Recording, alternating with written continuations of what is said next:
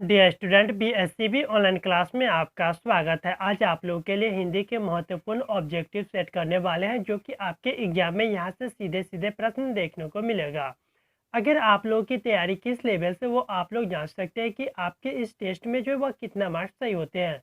जितने भी मार्क्स आप लोगों को सही होंगे वो आप लोग कमेंट बॉक्स में लिखेंगे, जिससे कि आप लोगों को पता चल जाएगा कि आप लोग की तैयारी किस लेवल से है और आपके एग्जाम में यहाँ से जो प्रश्न सीधे सीधे देखने को मिलेंगे।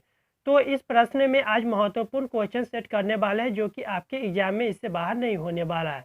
तो यह अगर आप लोग चैनल से नहीं जुड़े तो चैनल को सब्सक्राइब कर ले। 10th की अच्छी तैयारी के लिए आपके एग्जाम में इससे बाहर कोई भी प्रश्न नहीं होने वाला, क्योंकि इतना एक्सेप्टेड क्वेश्चन आप लोगों को प्रीवियस ईयर पेपर एवं जो भी आने वाला है सभी क्वेश्चन इसमें सॉल्व करेंगे। तो चलिए आज का क्वेश्चन स्टार्ट करते हैं और आप लोग कमेंट बॉक्स में जरूर लिखें कि आपको कितना सही हुआ है।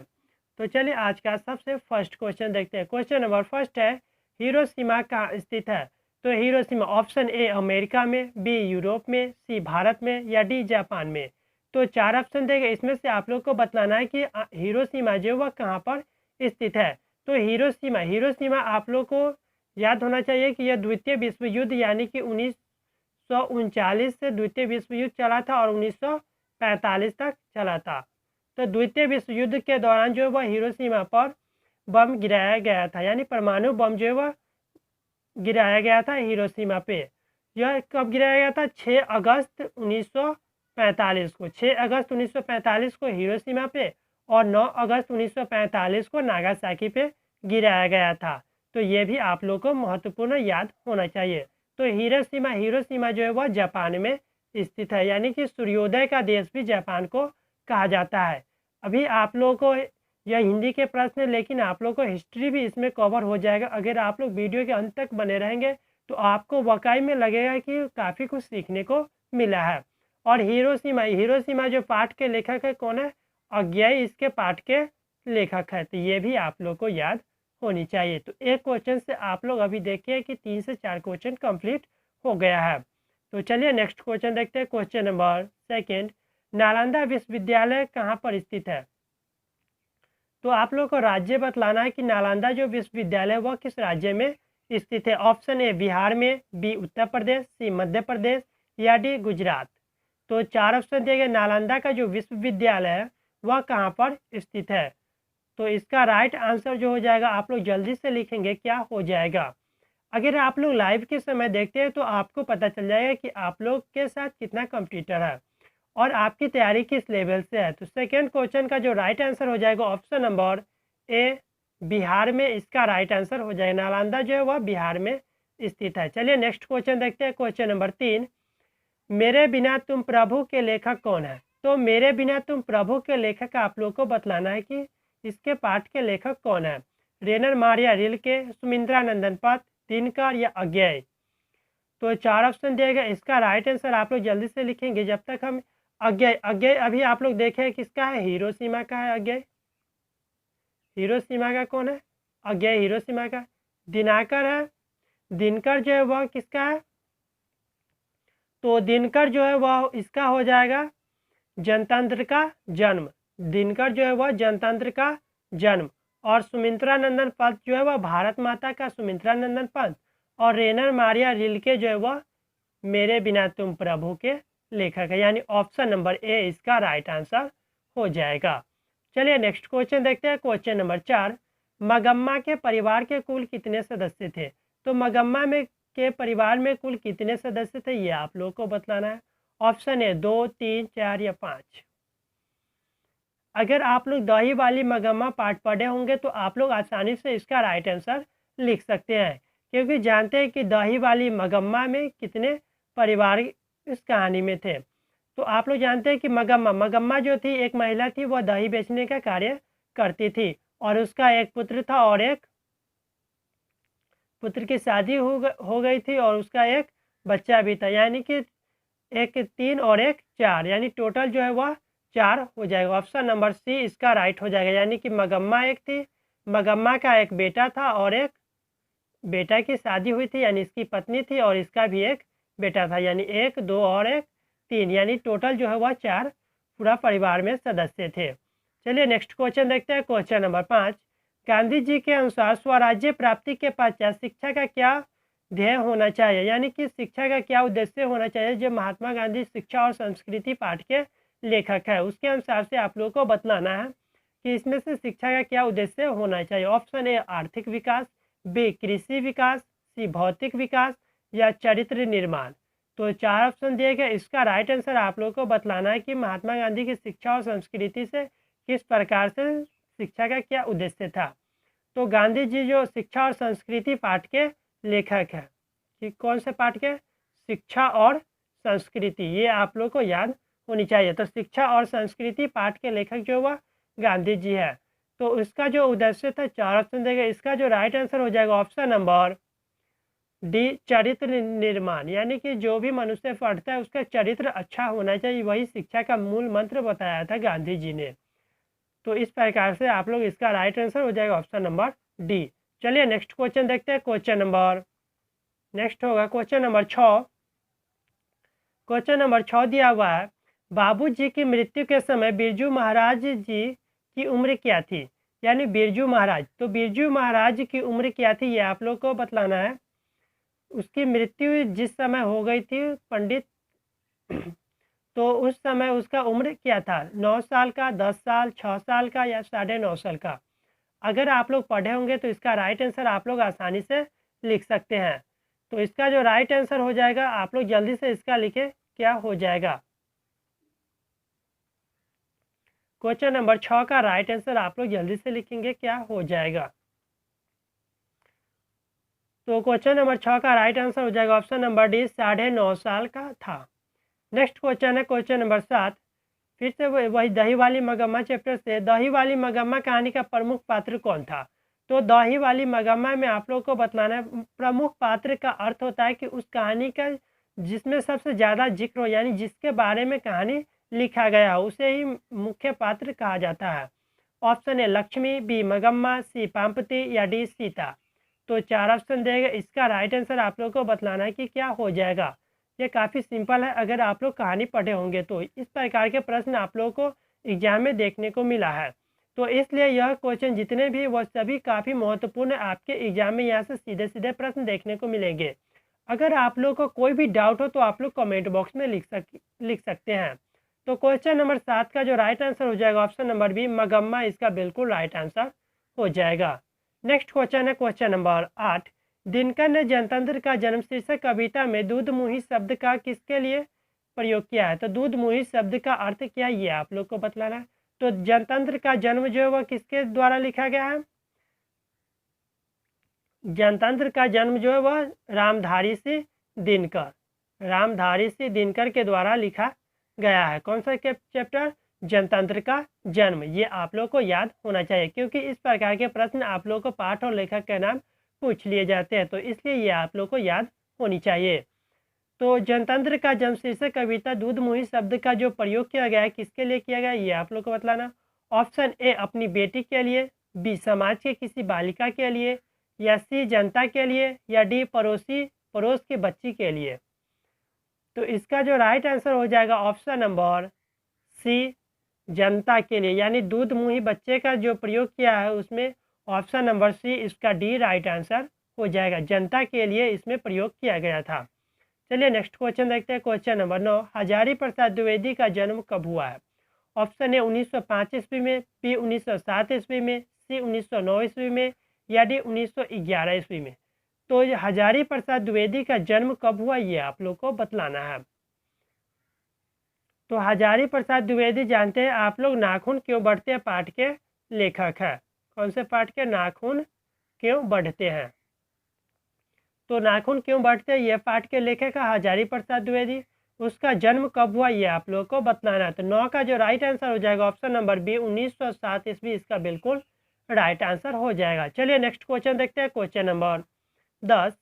क्वेश्चन नंबर 10 दिया हुआ है, शाम की हवा के साथ किस पक्षी के उड़ने की कल्पना की गई है। तो शाम की हवा यानी कि रात के समय कौन सी पक्षी उड़ता है, ये आप लोगों को बताना। ऑप्शन है तोता, बगुला, चिड़िया या उल्लू।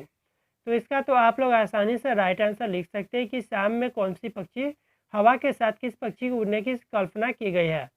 तो इसका जो राइट आंसर हो जाएगा ऑप्शन नंबर डी, उल्लू इसका बिल्कुल राइट आंसर हो जाएगा। नेक्स्ट क्वेश्चन है क्वेश्चन नंबर 11। मदन ने कासू के कितने दांत तोड़े थे? तो यह कौन से चैप्टर से लिया गया है? विष के दांत। तो विष के दांत आप लोग जानते हैं किसके लेखक है? विष के दांत जो पाठ है उसके लेखक है नलिन विलोचन शर्मा। ये आप लोग को याद होनी चाहिए। तो विष के दांत पाठ से लिया गया। कासू के कितने दांत तोड़े थे? ऑप्शन ए 3, 1, 2 या 4। तो इसका जो राइट आंसर हो जाएगा, आप लोग इसका राइट आंसर लिख सकते हैं आसानी से, ऑप्शन नंबर सी 2 इसका राइट आंसर हो जाएगा। संतु भीगने से बचने के लिए कहाँ खड़ा हो गया? तो संतु यह कौन सा चैप्टर से लिया गया? यह जो है मछली से लिया गया। ये भी आप लोग को याद होनी चाहिए, मछली चैप्टर से लिया गया है। इसका जो लेखक है वह कौन है? विनोद कुमार शुक्ल। विनोद कुमार शुक्ल, ये आप लोग को याद होनी चाहिए। तो इसका जो लेखक कौन है? विनोद कुमार शुक्ल। तो विनोद कुमार शुक्ल लेखक है मछली पाठ के। तो संतु भीगने से बचने के लिए कहाँ खड़ा हो गया था? ऑप्शन ए पेड़ के नीचे, बी मकान के नीचे, सी झोपड़ी के नीचे या डी छाता के नीचे। तो 4 ऑप्शन देगा। इसका राइट आंसर आप लोग को बताना। जब वह मार्केट गया था, मछली लेकर भाग रहा था, उस समय बारिश होता है और वह भीगने से बचने के लिए कहाँ पर खड़ा गया था? ऑप्शन नंबर बी मकान के नीचे वह जो है वह खड़ा हो गया था। नेक्स्ट क्वेश्चन है question number 13। Doctor Bhimrao Ambedkar का जन्म कब हुआ है? तो डॉक्टर भीमराव अंबेडकर जो है वह किस पाठ के लेखक है? श्रम विभाजन और जाति प्रथा। ये आप लोग को याद होनी चाहिए, श्रम विभाजन और जाति प्रथा। अगर आप लोग ट्रिक के माध्यम से याद करने का अगर आप लोग चैप्टर जो है वह चैप्टर और पाठ का नाम ट्रिक के माध्यम से याद करने वाला वीडियो नहीं देखे तो वो जाकर देख ले। आप लोग को वहाँ से आसानी से पाठ और लेखक का नाम याद हो जाएगा। ट्रिक के माध्यम से आप लोग को बताया हुआ है कि किस प्रकार से आप लोग वीडियो में को आसानी से याद कर सकते हैं पाठ और लेखक का नाम। ऑप्शन ए 14 अप्रैल 1988, बी 14 अप्रैल 1989, सी 14 अप्रैल 1890 या डी 14 अप्रैल 1891। तो 4 ऑप्शन देगा। इसका राइट आंसर आप लोगों को बतलाना है कि भीमराव अंबेडकर का जन्म कब हुआ है। तो भीमराव अंबेडकर आप लोग जानते हैं कि संविधान सभा के प्रारूप समिति के अध्यक्ष हैं। किसका? प्रारूप समिति के अध्यक्ष जो है वह भीमराव अंबेडकर ही है। अगर अध्यक्ष बोला जाए तो डॉक्टर राजेंद्र प्रसाद है। अस्थायी अध्यक्ष बोला जाए तो क्या है? दादा भाई नौरोजी है। तो भीमराव अंबेडकर जो है इसका राइट आंसर हो जाएगा ऑप्शन नंबर डी 14 अप्रैल 1891 ईस्वी में डॉक्टर भीमराव अंबेडकर का जन्म हुआ है। चलिए नेक्स्ट क्वेश्चन देखते हैं क्वेश्चन नंबर 14। धरती कब तक घूमेगी कहानी का प्रमुख पात्र कौन सा है? तो इस प्रकार के प्रश्न काफ़ी बार एग्जाम में देखने को मिला है, इसलिए आप लोग के सेट के लिए जो भी क्वेश्चन अभी कर रहे हैं यह काफ़ी महत्वपूर्ण है। और आप लोग वीडियो के एंड होने के बाद आप लोग जरूर लिखेंगे कि आप लोग को कितना सही हुआ है। ऑप्शन ए पामपति, बी मगम्मा, सी लक्ष्मी या डी सीता। तो 4 ऑप्शन देंगे, इसमें से आप लोग को बतलाना है कि धरती कब तक घूमेगी। तो इसका जो राइट आंसर हो जाएगा ऑप्शन नंबर डी सीता, इसका बिल्कुल राइट आंसर हो जाएगा। क्वेश्चन नंबर 15 है। अयनी का अर्थ है आँख, प्रेम, सखी या खजाना। तो अयनी का क्या अर्थ लेखक ने बताया है? तो इसमें जो पूरा वाक्य है प्रेम अयनी श्री राधिका। तो अयनी का जो अर्थ है इसका राइट आंसर हो जाएगा ऑप्शन नंबर बी प्रेम। प्रेम का अर्थ लेखक ने इसमें अयनी शब्द का प्रयोग किया है। नेक्स्ट क्वेश्चन है क्वेश्चन नंबर 16। मालिन माली किसे कहा गया है? Option A Radha Krishna, B Sitaram, C Parvati Shiva या डी लक्ष्मी विष्णु। तो 4 ऑप्शन देंगे, इसमें से आप लोग को बतलाना है कि मालिन और माली किसे कहा गया है। तो इसका राइट आंसर आप लोग जल्दी से लिखेंगे, किसे कहा गया है? ऑप्शन ए इसका राइट आंसर हो जाएगा, यानी कि राधा कृष्ण को माली और मालिन में प्रयोग किया है लेखक ने। नेक्स्ट क्वेश्चन है, क्योंकि वह दोनों जो है काफ़ी प्यार करते थे इसलिए उसका प्रयोग किया है। तो आप लोग इस प्यार वार के चक्कर में नहीं रहेंगे, क्योंकि जो भी आप लोग अभी जितना प्रैक्टिस करेंगे उतना मार्क्स आप लोग को आएंगे और आप लोग इनाम पा सकते हैं जो बिहार गवर्नमेंट के द्वारा रखा गया है। अगर आप लोग फर्स्ट डिवीज़न लाते हैं तो 10,000 10,000 रुपया आपके अकाउंट में जो ट्रांसफ़र होता है। तो इसके लिए आप लोग प्रेम प्यार वार के चक्कर में ना रहें। यह एक जो है नेक्स्ट क्वेश्चन है, क्वेश्चन नंबर 17। बिस्मिल्लाह खां को किस चीज़ का बुखार था? शहनाई बजाने का, ढोल बजाने का, गाना गाने का या फिल्म देखने का? तो बिस्मिल्लाह खां वह क्या बजाते थे, ये आप लोग को बतलाना है। 4 ऑप्शन देंगे, इसका राइट आंसर जो हो जाएगा जल्दी से आप लोग लिखेंगे क्या हो जाएगा। तो क्वेश्चन नंबर 17 का राइट आंसर हो जाएगा शहनाई बजाने का, यानी कि बिस्मिल्लाह खां जो है वह शहनाई बजाते थे। नेक्स्ट क्वेश्चन है, क्वेश्चन नंबर 18। घनानंद अपने आंसुओं को कहाँ पहुँचाना चाहते थे? तो यह भी एक प्यार भरा है। घनानंद जो है वह काफ़ी प्यार करते थे और वह अपने आंसुओं को जो है प्रेमिका के पास पहुंचाना चाहते थे। तो वह अगर आप लोग भी प्यार किए होंगे तो आप लोग आसानी से समझ सकते हैं कि प्यार के वो किस प्रकार से, अगर जब दो अलग होते हैं तो वह किस प्रकार से रोते हैं और वह कहाँ पे कैसे प्यार किया जाता है, ये आप लोग को भली भांति पता होगा। तो इसका राइट आंसर आप लोग आसानी से लिख सकते हैं कि क्या होगा। ऑप्शन ए समाज में, बादल के पास या वृंदावन, सुजान के आंगन में। तो वह जो है अपने प्रेमिका के आंगन में पहुंचाना चाहते थे घनानंद अपने आंसुओं के, यानी ऑप्शन नंबर डी इसका राइट आंसर हो जाएगा। ये आप लोग को याद होना चाहिए। और घनानंद जो है वह किस पाठ के लेखक है, ये भी आप लोग को भली भांति याद होना चाहिए, यानी कि अति सुदो स्नेह को मार्ग इस पाठ के लेखक है।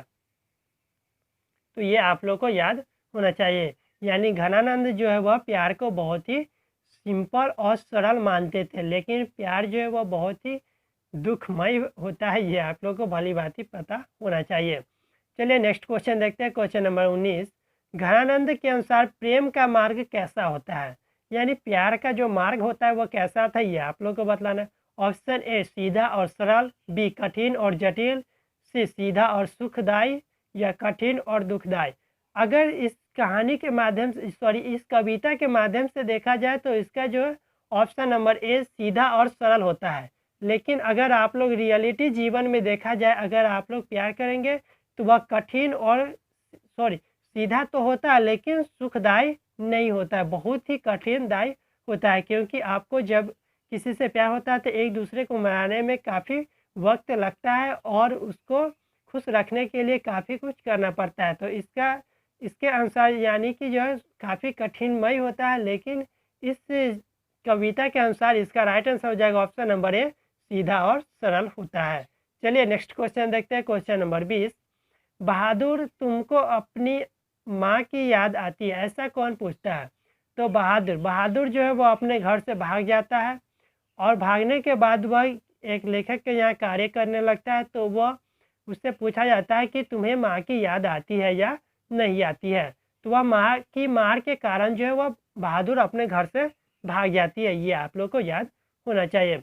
ऑप्शन ए निर्मला, किशोर, लेखक या इनमें से कोई नहीं। तो लेखक के यहाँ जो कार्य करता था तो उसकी पत्नी पूछती है कि बहादुर तुम्हारी माँ की याद आती है या नहीं है। तो बहादुर जो चैप्टर है उसको लेखक है अमरकांत, ये भी आप लोग को याद होना चाहिए। यानी कि बहादुर जो चैप्टर है उसका लेखक कौन है? अमरकांत इस पाठ के लेखक है। तो इसका जो राइट आंसर हो जाएगा ऑप्शन नंबर ए निर्मला पूछती है बहादुर से। नेक्स्ट क्वेश्चन है क्वेश्चन नंबर 21। शंभू महाराज बिरजू महाराज के कौन थे? ऑप्शन ए मौसा, भाई, पिता या चाचा। तो 4 ऑप्शन दिया गया, इसका राइट आंसर आप लोग को बतलाना है कि शंभू महाराज बिरजू के कौन थे। तो इसका जो राइट आंसर हो जाएगा ऑप्शन नंबर डी चाचा था, यानी ऑप्शन नंबर डी इसका बिल्कुल राइट आंसर हो जाएगा। चलिए नेक्स्ट क्वेश्चन देखते हैं, क्वेश्चन नंबर 22। धरती कब तक घूमेगी कहानी का प्रमुख पात्र कौन है? धरती कब तक घूमेगी, पाम्पति, मगम्मा, लक्ष्मी या सीता? यह क्वेश्चन आप पहले भी देख चुके हैं। धरती कब तक घूमेगी, इसका जो राइट आंसर हो जाएगा डी सीता। चलिए नेक्स्ट क्वेश्चन देखते हैं, क्वेश्चन नंबर 23। किस शासक ने अपने सिक्के पर राम सीता की आकृति और नगरी लिपि के राम सही शब्द अंकित करवाए थे? तो वह कौन सा शासक था जो अपने सिक्के जो चलवाए थे उस पर राम और सीता का चित्र अंकित किए थे और उस पर लिखाया गया था राम सीए?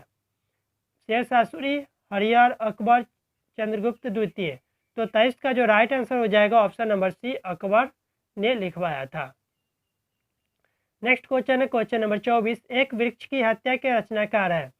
तो एक वृक्ष की हत्या के रचनाकार कौन है, ये आप लोग को बताना। ऑप्शन ए कुंवर नारायण, सुमित्रा नंदन पंत, सी रामधारी सिंह दिनकर, या डी जीवनंदन दास। तो सुमित्रा नंदन पंत आप लोग जानते हैं किस पाठ के लेखक है, भारत माता। रामधारी सिंह दिनकर जो है वह जनतंत्र का जन्म, और जीवनंदन दास जो वह किस पाठ के लेखक है, जीवनंदन दास जो है वह लौट कर आऊँगा फिर उस पाठ के लेखक, यानी एक वृक्ष की हत्या जो है वह कुंवर नारायण के द्वारा लिखा गया। ये आप लोग को भली भांति याद होनी चाहिए। अगर आप लोग को वीडियो पसंद आए तो ही लाइक करें, अगर नहीं आए तो नहीं करेंगे, कोई जोर जबरदस्ती नहीं है। अगर पसंद आए तो जरूर लाइक कर ही दें। कवि ने प्रेम मार्ग को बताया सरल एवं निश्चल, जटिल, नीरस, अहंकार युक्त। तो आप लोग जितने भी नवयुवक अभी देख रहे होंगे उस सब प्रेम के बारे में तो काफ़ी कुछ जानते ही होंगे। तो इसका आप लोग राइट आंसर आप लोग जल्दी से लिखें।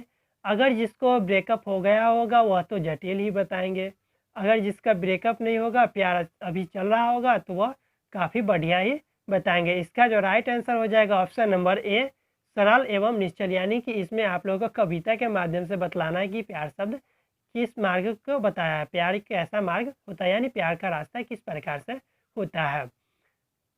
चलिए नेक्स्ट क्वेश्चन देखते हैं। क्वेश्चन नंबर 26, बेटे का क कहाँ नहीं अटकता है। तो क कहाँ नहीं अटकता ये आप लोग को बतलाना है। कॉपी में, किताब में, चौखट में, या इनमें से कोई नहीं। क कहाँ नहीं अटकता, सॉरी, बेटे का जो क है वह कहाँ नहीं अटता है। जब यह जो पाठ है वह कौन से चैप्टर से लिया गया है, यानी अक्षर ज्ञान कविता से लिया गया है। अक्षर ज्ञान कविता के लेखक कौन है, अनामिका। अक्षर ज्ञान जो कविता है उसके लेखक है अनामिका, ये आप लोग को याद होनी चाहिए। तो बेटे का क कहाँ नहीं अटकता है, अटता है, तो इसका जो राइट आंसर हो जाएगा चौखट में, यानी कि जो चौखट बनाया होता है उसमें उसका जो क है वह बाहर निकल जाता है, यानी कि क का अर्थ वहाँ पे कबूतर जो है वह फुदक जाता है, यानी चौखट से बाहर चला जाता है क। चलिए नेक्स्ट क्वेश्चन देखते हैं। क्वेश्चन नंबर 27, माँ कहानी में कौन पागल थी, मंगू की माँ, मंगू, मंगू की पाई, या मंगू की बहन। तो 4 ऑप्शन दिए गए, इसमें से आप लोग को बतलाना है कि माँ कहानी जो है वह उसमें कौन पागल थी, यानी कि इसमें एक लड़की पागल है, उसका नाम आप लोग को बतलाना है कि कौन सा है। माँ का प्यार होता है, जो कि वह पागल थी फिर भी उसको काफ़ी प्यार करती थी, लेकिन वह अपने सीने से एक पल के लिए भी उसे दूर नहीं किया करती थी, और उसके लिए काफ़ी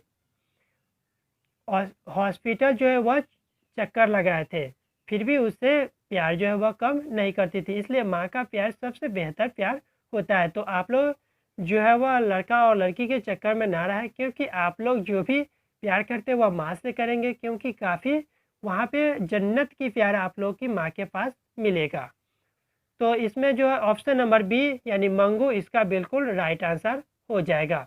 चलिए नेक्स्ट क्वेश्चन देखते हैं। क्वेश्चन नंबर 28, अशोक के फूल की रचना है। तो अशोक के फूल की रचना किसने की, ये आप लोग को बतलाना है। ऑप्शन ए दिनकर, सुमित्रा पंत, हजारी प्रसाद द्विवेदी, या गुणाकर मोले। तो इसका जो राइट आंसर हो जाएगा option number C, Hazari Prasad Dwivedi, यानी कि हजारी प्रसाद द्विवेदी जो और किस पाठ के लेखक है, हजारी प्रसाद द्विवेदी जो नाखून क्यों बढ़ते हैं पाठ के लेखक है, वही अशोक के फूल पाठ के लेखक है। चलिए नेक्स्ट क्वेश्चन देखते हैं। क्वेश्चन नंबर 29, सुमित्रा नंदन पंत किस युग की कवि है, द्विवेदी युग, भारतेंदु युग, क्षयवाद युग, या इनमें से कोई नहीं। तो 4 ऑप्शन देगा, इसका राइट आंसर आप लोग को बतलाना है कि इनमें से कौन सा हो जाएगा। अगर आप लोग को वीडियो पसंद है तो लाइक करें, चैनल से नहीं जुड़े तो चैनल को सब्सक्राइब कर ले। क्वेश्चन नंबर 29 का आप लोग राइट आंसर जल्दी से लिखें, क्या हो जाएगा। यह जितने भी आप लोग अभी क्वेश्चन देख रहे हैं, यह क्वेश्चन आप लोग को प्रीवियस ईयर पेपर या एक्सेप्टेड क्वेश्चन है आपके एग्जाम में, यहाँ से सीधे सीधे प्रश्न देखने को मिलेगा। इसलिए आप लोग जो है वह वीडियो को अपने दोस्तों को शेयर कर दें, जो कि सभी इस टेस्ट में शामिल हो सके और जान सके कि आप लोगों की तैयारी किस लेवल से है। क्वेश्चन नंबर 29, सुमित्रा नंदन पंत किस युग की कवि है। तो इसका जो राइट आंसर हो जाएगा ऑप्शन नंबर सी, छायावादी युग। सुमित्रा नंदन पाठ आप लोग जानते हैं भारत माता पाठ के लेखक है, भारत माता। तो ये आप लोग को याद होनी चाहिए। चलिए नेक्स्ट क्वेश्चन देखते हैं, क्वेश्चन नंबर 30। अविन्यो दक्षिण फ्रांस का एक पुराना क्या है? यानी कि डॉडट है, उसमें खाली स्थान में बतलाना कि क्या है, अविन्यो कौन सी जगह है। अगर आप लोग अविन्यो जो पाठ है वो पढ़े होंगे तो आप लोग इसका राइट आंसर आसानी से लिख सकते हैं। ऑप्शन ए बौद्ध मठ, शहर, सनातन मठ या गुरुकुल।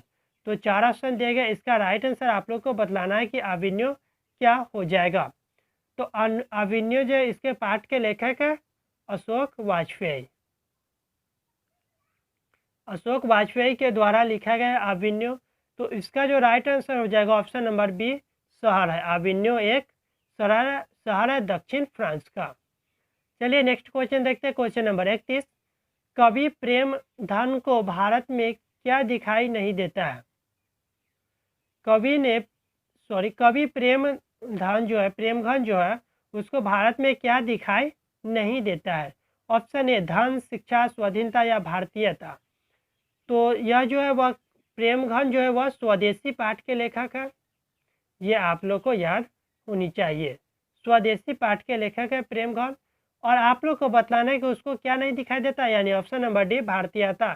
सभी जो व्यक्ति है वह अपनी चाल चलन रहन सहन सभी विदेशी को लाइक करते हैं और अंग्रेजी वेशभूषा, अंग्रेजी बोलचाल सभी अंग्रेजी को पसंद करते हैं, इसलिए उसे अब भारतीयता दिखाई नहीं देती है। चलिए नेक्स्ट क्वेश्चन देखते हैं, क्वेश्चन नंबर 32। हम जब नींद में होते हैं तब किसका जीवन चक्र पूरा हो जाता है? जब हम सोते हैं तो उसके क्रम के अनुसार, उसी क्रम में किसका जीवन चक्र वह पूरा हो जाता है? ऑप्शन ए मकड़ी का, मछली का, मक्खी का या मच्छर का। तो 4 ऑप्शन दिए गए, इसमें राइट आंसर अगर आप लोग ये कविता पढ़े होंगे, हमारी नींद वीरेन डगवाल के द्वारा लिखा गया है। किसके द्वारा? वीरेन डगवाल के द्वारा। अगर आप लोग को यह कहानी यह कविता अगर आप लोग को याद होगा तो आप लोग आसानी से इसका राइट आंसर लिख सकते हैं। तो हमारी नींद के दौरान जो है वह एक मक्खी का जीवन चक्र पूरा हो जाता है, यानी ऑप्शन नंबर सी इसका राइट आंसर हो जाएगा। चलिए नेक्स्ट क्वेश्चन देखते हैं, क्वेश्चन नंबर 33। गांधी जी ने सबसे उद्यत और बढ़िया शिक्षा किसे कहा है? तो गांधी जी ने किसे सबसे बढ़िया और उत्तम शिक्षा कहा है, ये आप लोग को बताना है। ऑप्शन ए यांत्रिक शिक्षा, बी अहिंसक प्रतिरोध, योगाभ्यास या डी इनमें से कोई नहीं। तो 4 ऑप्शन दिए गए, इसमें से आप लोग को बतलाना है कि गांधी जी किसे बढ़िया शिक्षा मानते थे। तो गांधी जी वह शिक्षा और संस्कृति पाठ के लेखक है, ये आप लोग को याद होनी चाहिए। शिक्षा और संस्कृति पाठ के लेखक है महात्मा गांधी।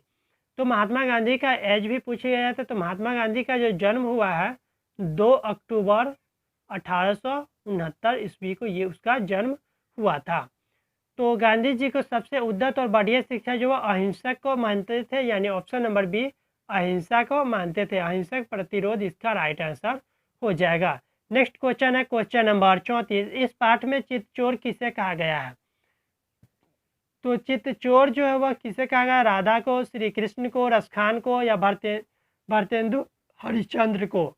तो 4 ऑप्शन देगा, इसमें से आप लोग को बतलाना है कि चित्तचोर।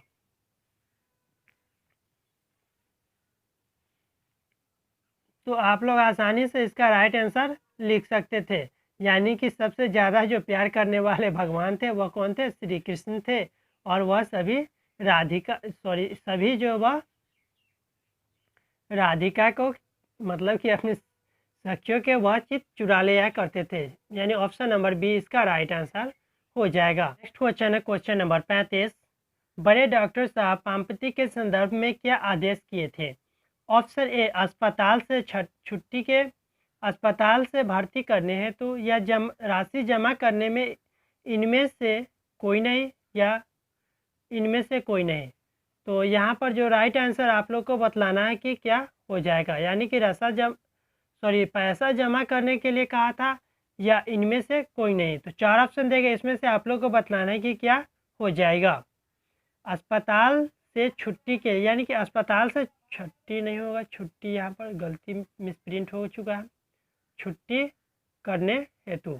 तो अब इस अस्पताल से छुट्टी करने के लिए कहा था या अस्पताल में भर्ती करने के लिए, जमा राशि जो है वह जमा करने के लिए, या इनमें से कोई नहीं। तो क्वेश्चन नंबर 35 का जो राइट आंसर हो जाएगा ऑप्शन नंबर बी, अस्पताल में भर्ती करने हेतु कहा था, लेकिन और वह अस्पताल जाने से डरती थी, इसलिए इसी वजह से वह घर पे उसकी माँ रखती थी। नेक्स्ट क्वेश्चन है क्वेश्चन नंबर 36, माँ कहानी में किसकी ममता का वर्णन किया गया है, पिता, माँ, पुत्र या पुत्री। तो आप लोग चैप्टर के नाम से ही आप लोग आसानी से जो इसका राइट आंसर लिख सकते हैं। माँ कहानी में माँ के ममता के बारे में ही वर्णन किया गया, यानी ऑप्शन नंबर बी इसका राइट आंसर हो जाएगा। क्वेश्चन नंबर 37 है, माँ कहानी में कौन पागल था, मंगू की माँ, मंगू, मंगू की पाई या मंगू की बहन। यह क्वेश्चन रिपीट है, आप लोग पहले भी देख चुके हैं। तो इसका राइट आंसर हो जाएगा ऑप्शन नंबर बी, मंगू इसका बिल्कुल राइट आंसर हो जाएगा। तो अभी आप लोग जितने भी क्वेश्चन देखे, यह सभी क्वेश्चन काफ़ी महत्वपूर्ण है, आपके एग्जाम में यहाँ से प्रश्न देखने को मिलेंगे। अगर आप लोगों को वीडियो पसंद आया हो तो लाइक करें, चैनल से नहीं जुड़े हैं तो चैनल को सब्सक्राइब कर लें 10th की अच्छी तैयारी के लिए। तो डेली आप लोग के 8 बजे रात में जो वह लाइव क्लास होता है, अगर आप लोग को सपोर्ट अच्छा रहा तो डेली आप लोग के लिए लाइव क्लास होगा, और आप लोग कमेंट बॉक्स में लिख देंगे कि आप लोग किस सब्जेक्ट की ऑब्जेक्टिव क्वेश्चन जो है वह करने वाले हैं, तो उसी सब्जेक्ट का नेक्स्ट डे है जो है वह वीडियो अपलोड कर देंगे। वीडियो पसंद आया तो लाइक करें, चैनल से नहीं जुड़ा तो चैनल को सब्सक्राइब कर लें 10th की अच्छी तैयारी के लिए। फिर मिलेंगे नेक्स्ट वीडियो में, बाय।